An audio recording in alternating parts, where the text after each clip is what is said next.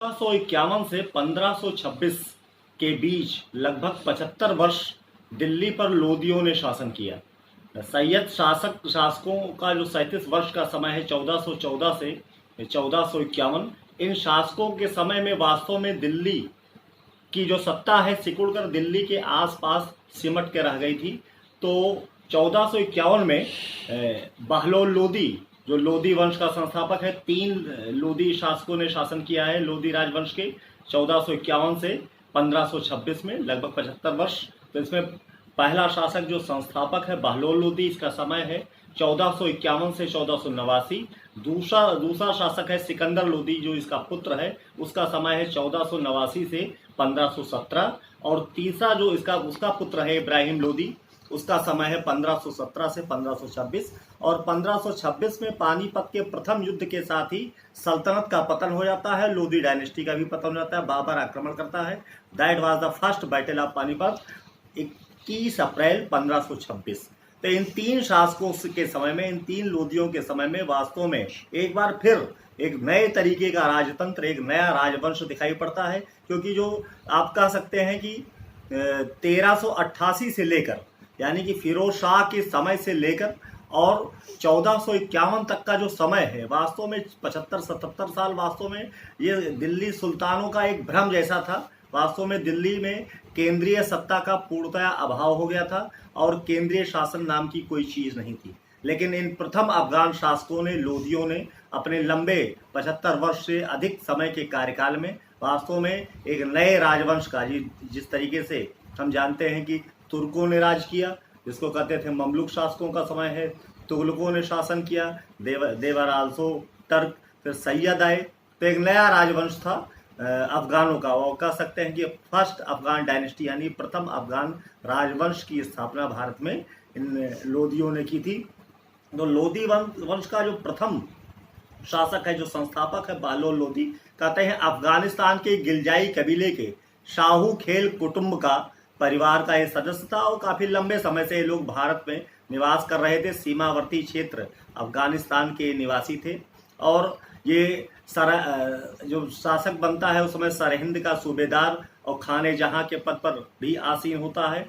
और जो अंतिम सैयद शासक है अलाउद्दीन आलम शाह, उसके समय में दिल्ली में प्रवेश करता है। आलम शाह दिल्ली छोड़कर चला जाता है। एक घटना है कि वो आलम शाह को आमंत्रित करता है कि सैयद शासक चूंकि जो है शासन कर रहे हैं, आप सैयद हैं तो आप आकर शासन के लिए आमंत्रित करता है, एक विनम्रता का भाव दिखाता है। लेकिन वो इतना डर जाता है आलम शाह कि फिर वापस दिल्ली नहीं आता है। तो बहलोल लोदी का जो शासन काल है 1451 से 1489, इन 39 वर्षों में एक लंबा समय है। बहुत से उसने ऐसे कार्य किए। एक तो राजत्व के सिद्धांत का एक नया तरीका, तो राजपद का सिद्धांत, जिस तरीके से बलबन ने लौह और रक्त की नीति के साथ एक राजत्व सिद्धांत की स्थापना की थी, तो इसका तरीका बिल्कुल अलग था।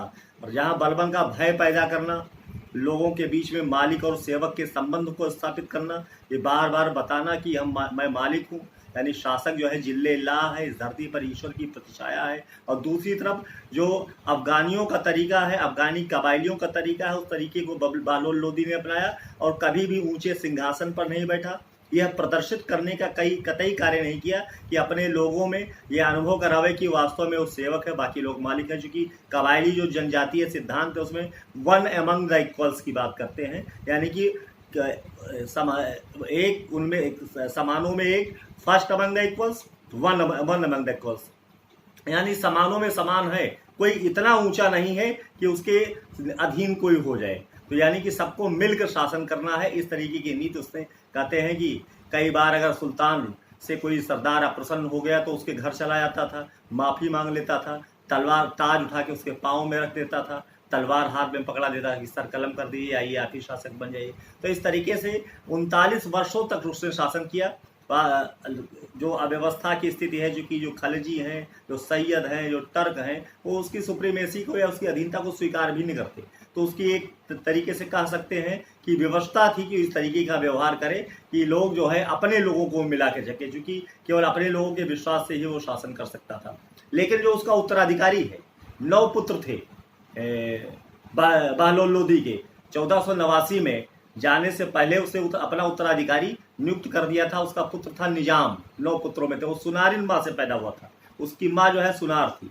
तो वो उसकी इसीलिए कहा जाता है कि अपने लोगों में ये दिखाने का सिकंदर लोदी ने प्रयास भी किया कि वास्तव में वो जो है बाई बर्थ जो है, चूंकि हिंदू माँ से पैदा हुआ है, तो लोग संदेह न करें, लोधी संदेह न करें या मुसलमान ये संदेह न करें कि कहीं वो हिंदुओं के प्रति कोई पक्षपात तो नहीं करता या हिंदुओं के प्रति कोई ऐसा फेवर तो नहीं करता जिससे जो है लोगों में गलत संदेश जाए। तो कहते हैं वो धर्मांध व्यक्ति था। उसकी तुलना औरंगजेब से की जाती है। तो सिकंदर लोदी का जो समय है वास्तव में एक रचनात्मक कार्य का समय है और केंद्रीय सत्ता उसके समय में दिखाई पड़ती है। उसका जो टाइम है, समय है 1489 से 1517। और उसने एक सबसे बड़ा काम किया था कि कैपिटल चेंज की थी। दिल्ली से राजधानी आगरा लाया था और आगरा शहर की आगरा नगर की 1506 में नींव रखी थी, जो काम बहुत बाद में शाहजहां ने फिर ट्रांसफर किया था। वो आगरा से दिल्ली ले गया था, तो बहुत बाद में मुगल शासक अकबर शाहजहां ने काम किया था। लेकिन आगरा नगर की स्थापना का कार्य सिकंदर लोदी के समय में हुआ और सिकंदर लोदी ने राजधानी 1506 में आगरा नगर की नींव रखी और राजधानी दिल्ली से आगरा बनाई। लोकहित के कार्य उसने किए, बहुत से ऐसे कार्य जिसे केंद्रीय प्रशासन दिखाई पड़ता है कि जो एडमिनिस्ट्रेटिव सिस्टम है ऊपर से नीचे तक जो नेटवर्क है वो वास्तव में जिस तरीके से उसके पूर्ववर्ती हम कह सकते हैं फिरोज शाह के समय में दिखाई पड़ता था, वो कहीं ना कहीं लोकोपकार के संबंध में हम फिरोज शाह का जो शासनकाल है उससे तुलना हम कर सकते हैं कि फिरोज शाह जैसा कुछ दिखाई पड़ता है। और बाद के शासन में शेर शाह के समय में जो कार्य किया गया, जैसे भूमि की पैमाइश कराई गई, नाप कराकर जमीन की नाप करा के उसके बाद राजस्व की वसूली की गई। यानी कूदने जैसी कुछ बात नहीं थी, जमीन जिसके पास जितनी है उसके अकॉर्डिंगली उसको जो है राजस्व देना था, लैंड रेवेन्यू देनी थी। दानशील था, उसने दानशीलता का भी प्रदर्शन किया। गुलरुख नाम से वो स्वयं कविताएं लिखता था। He was also poet.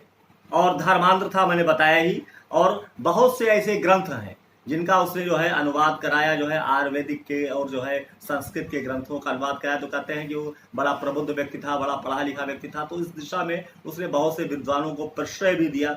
उसका जो गज था वो 30 इंच पैमाइश करवाता था। 30 इंच के गज से उसने भूमि की पैमाइश करवाई थी। तो सिकंदर लोदी का जो मूल्यांकन करते हैं, कह सकते हैं कि उसका जो समय है वास्तव में एक स्टेबल राज्य का समय है और लोदियों में, लोदी शासकों में सबसे अधिक योग्य है, सबसे अधिक जो है कैपेबिलिटी एफिशिएंसी के साथ उसने राज्य शासन किया। और राजत्व नीति के संबंध में बताऊं, जिस तरीके से बलबन बहलोल लोदी जिस तरीके से मैट लगा के नीचे बैठता था और ये दिखाने का प्रयास करता था कि समानों में समान है, उससे थोड़ा सा आगे बढ़ता है। सिंहासन पर निश्चित रूप से सिकंदर लोदी बैठता था। राज्यों के जो गवर्नर थे, वायसरायज थे, सूबेदार थे, उनको यह आदेश था कि कोई शाही फरमान लेकर जाए तो एक निश्चित दूरी से राज्य की सीमा से बाहर आकर उस शाही फरमान को रिसीव करें, फिर सर पर रखकर ले जाकर राजधानी के मुख्य मस्जिद के मिंबर में खड़े होकर उस फरमान को पढ़ें। यानी कि सत्ता के प्रति, सुल्तान के प्रति आदर का भाव प्रदर्शन दिखाई पड़ना चाहिए, न केवल जो है कहने की बात है, वास्तव में प्रैक्टिकली दिखाई पड़ना चाहिए। और ये बलबन की तरह उसने ये कार्य करने का प्रयास किया, जिसे कहीं न कहीं जो बहलोल लोदी के समय सुल्तान के प्रति जो आदर घट गया था वो बढ़ा और सुल्तान को लोग निश्चित रूप से समझने लगे कि वो उनसे ऊपर है, उनके बराबर नहीं है और वो उसकी आज्ञा को, सुल्तान की आज्ञा को मानना सबका कहीं न कहीं कर्तव्य है। फिर उसका जो उत्तराधिकारी है इब्राहिम लोदी, उसका जो पुत्र है 1517 से 1526, वो वास्तव में उसकी जो अयोग्यता है, कहीं न कहीं शासन की समझ न होने का कारण है कि बाबर सफल हुआ था। जो बाबर की सफलता का कारण है पानीपत के प्रथम युद्ध में 31 अप्रैल 1526 और मुगल डायनेस्टी की स्थापना इसी के साथ होती है। उसकी सफलता के पीछे उसकी अपनी शासन व्यवस्था में किन लोगों का सहयोग वो ले सकता है, इसमें वो पूरी तरीके से अनभिज्ञ था।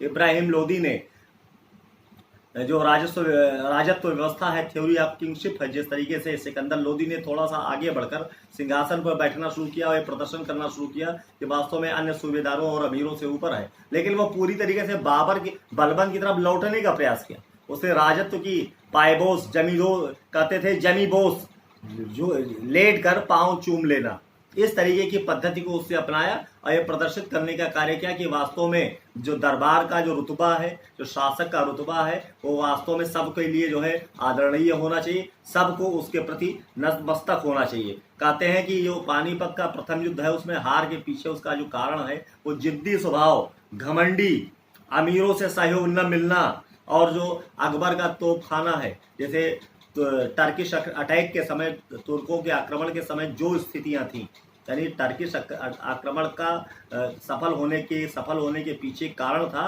राजपूतों का नवीन युद्ध कला से अनभिज्ञ होना।